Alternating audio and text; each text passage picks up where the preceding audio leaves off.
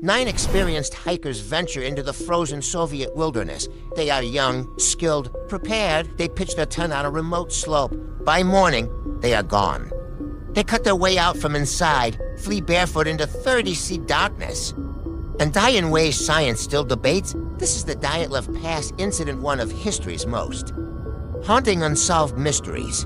Even now, in 2026, after decades of theories, expeditions, and reopened cases, the full truth remains chillingly elusive, led by 23-year-old Igor Dyatlov. An engineering student and seasoned trekker, the group consisted of 8 students and recent graduates from Ural Polytechnical Institute, plus 38-year-old war veteran Semyon Zolotaryev, who joined last minute. All are expert Category 3 tourist Soviet winter camping pros. Their goal, a demanding 300 kilometers ski trek to Mount Okhtorten and back, rated the highest difficulty. They left January 23rd, 1959. One member, Yuri Yudin, turned back early due to illness. He became the only survivor and carried survivor as guilt until 2013. The remaining 9 pushed on through worsening weather. January 31st, February 1st, heavy snow, strong winds. They deviated slightly west and camped on the eastern slope of Kholitsayakal-Mansi, name meaning Mountain of the Dead. Why an exposed ridge instead of sheltered forest? To practice extreme conditions, experienced groups often did this around midnight to early morning. Something terrified them. They didn't use the entrance. They slashed the tent from the inside with knives and fled downhill in socks, barefoot, or one boot. They left behind worn clothes, boots, food, cameras, diaries, money, a flask of vodka, everything. 9 sets of footprints descend 1.5 kilometers toward the tree line orderly at. First, then chaotic. At a large cedar tree, a small fire was started. Branches broken high up, someone climbed in desperation for wood. To bodies Yuri Doroshenko and Yuri Krivonishenko found here, in underwear. Hands burned from the fire. Feet frostbitten. Search began February 20th when they were overdue. February 26th, tent found intact, but slashed, belongings untouched. First bodies at the cedar, hypothermia. 3 more on the slope that toward the tent Igor Dyatlov, Zina Kolmogorova, Rustin Slobodin, also hypothermia, one with a minor skull fracture. May snow melt.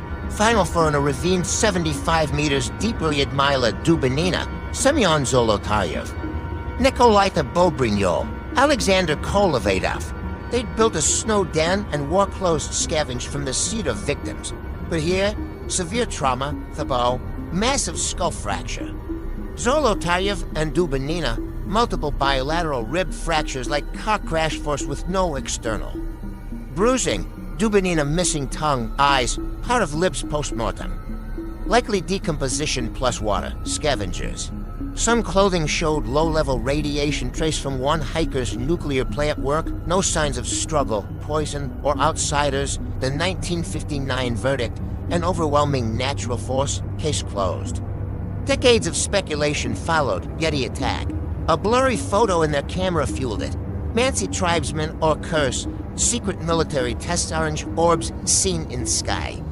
Possible infrasound panic or shockwave, infrasound from wind causing mass hysteria, katabatic. Winds or slab avalanche. In 2019, Russia reopened the case. 2020 official conclusion, avalanche hikers fled believing one was imminent, couldn't return in blizzard, white out, succumbed to cold and injuries. 2021 study by Swiss engineers Johann Gaum and Alexander Puzrin, EPFL, Zurich, a rare slab. Avalanche fits best. The hikers cut a platform into the snow, weakening the layer. Overnight winds built a dense wind slab above, round 2 for 8M.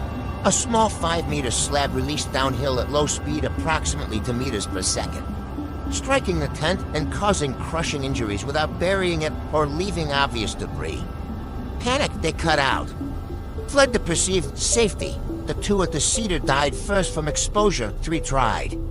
Returning, died climbing uphill. For reached the ravine, built a den, but a secondary slide or collapse finished them. Later expeditions up to 2025 to 2026 found evidence the area is avalanche prone on gentle slopes under right conduct. Ions, while some still argue military involvement or other forces.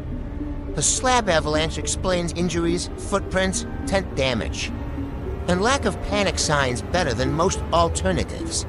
9 lives lost to a night of terror on a mountain few had heard of, whether nature's cruel physics or something darker. The Dyatlov Pass reminds us how thin the line is between preparation and the unknown. The mountain keeps its secrets. Thanks for watching.